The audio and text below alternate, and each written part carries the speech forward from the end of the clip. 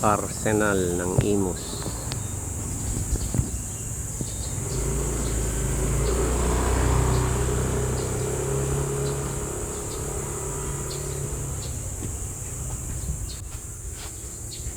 Ng mga Espanyol.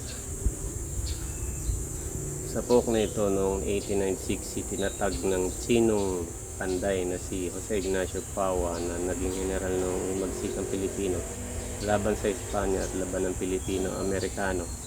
Ang isang arsenal sa utos ni General Emilio Aguinaldo dito ginawa at kinumpuni ang mga baril at lantaka ng mga manghihimagsik sa tulong ng iba pa niyang kapwa Tsino at revolusyonaryo.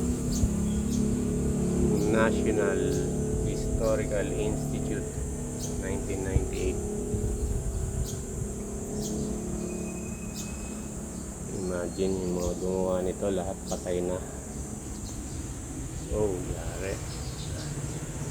Walang matibay na kahoy sa anay.